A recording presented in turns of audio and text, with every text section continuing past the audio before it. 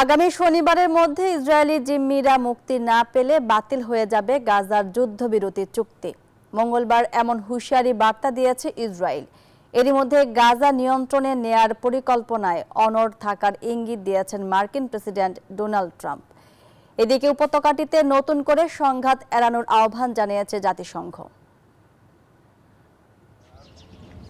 আবারও অনিশ্চয়তায় ফিলিস্তিনের গাজা উপত্যকার ভবিষ্যৎ। ইসরায়েলের বিরুদ্ধে যুদ্ধবিরতি চুক্তি লঙ্ঘনের অভিযোগ এনে অনির্দিষ্টকালের জন্য ইসরায়েলি জিম্মি মুক্তি স্থগিত করে হামাস, আর তারপরেই বাধল বিপত্তি। এবার জিম্মি মুক্তির জন্য ফিলিস্তিনের স্বাধীনতাকামী সংগঠনটিকে চূড়ান্ত সময় বেঁধে দিল দখলদার ইসরায়েল।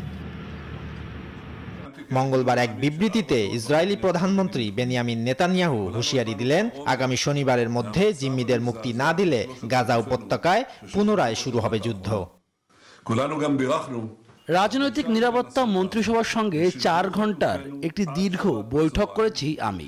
আগামী শনিবার দুপুরের মধ্যে আমাদের জিম্মিদের মুক্তির জন্য মার্কিন প্রেসিডেন্ট ডোনাল্ড ট্রাম্পের আহ্বানকে স্বাগত জানাই।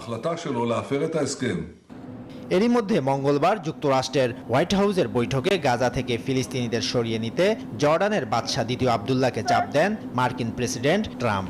ইঙ্গিত দেন গাজা মার্কিন নিয়ন্ত্রণে নেয়া ও উপত্যকাটির বাসিন্দাদের স্থায়ীভাবে সরানোর পরিকল্পনা থেকে সরবেন না তিনি। তবে ট্রাম্পের চাপকে দৃঢ়ভাবে উপেক্ষা করেন বাদশাহ।